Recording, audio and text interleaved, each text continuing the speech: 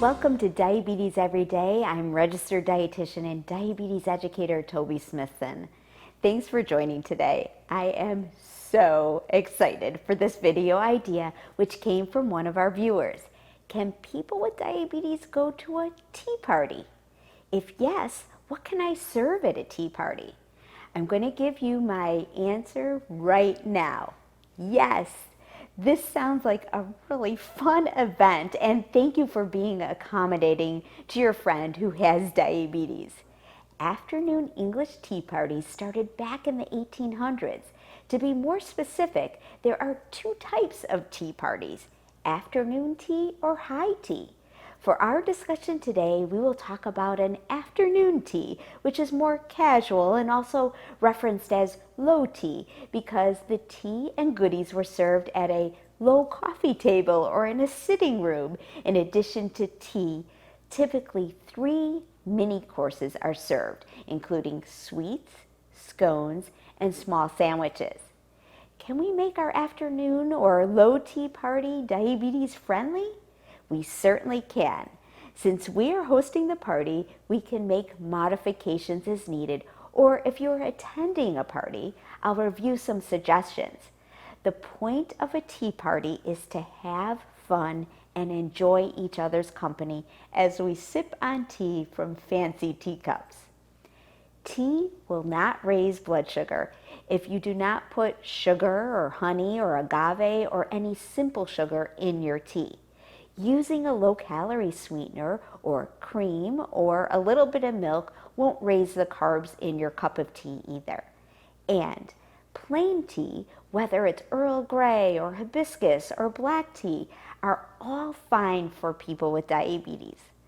Let's go back to talking about the 3 mini courses, which were sweets, scones, and small sandwiches. For people with diabetes attending a tea party, I recommend replacing your lunch or dinner with the tea party. And to help balance the food you are consuming as well as your blood sugar, my recommendation is to skip the scones course. Sorry. Scones are high in carb for just one food item. They are approximately 40 grams of carb. So I recommend having a variety of sweets that can fit into a healthy eating plan, like squares of dark chocolate at 4 to 5 grams carb per serving, whole strawberries with a dollop of whipped cream, low-carb peanut butter cookies, which are high in protein and only 4 grams of carb. Check out my recipe. And these mini pumpkin tarts, a recipe I found on the American Diabetes Association website with only 4 grams of carb per serving. You can also add nuts like almonds, pistachios, or these super seeds, pumpkin seeds, that have a good source of protein to help blunt any spike in blood sugar. The third course is the mini sandwiches, which can include egg salad, cucumber with butter, pimento cheese, or tuna salad with capers, or smoked salmon, just to name a few. Often the sandwiches are served on white or pumpernickel bread. These sandwiches can be served open-faced to cut back on the carb content, and it's nice that they are served as mini sandwiches.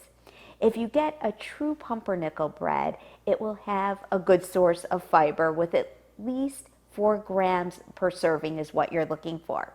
As a word of caution, many on the grocery store shelves are not high in fiber.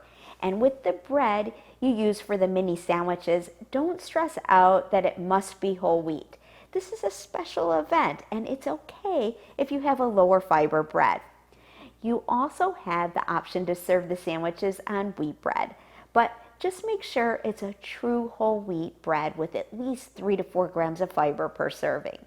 Okay, if you don't mind, I'd like to get back to my little tea party before my tea gets cold.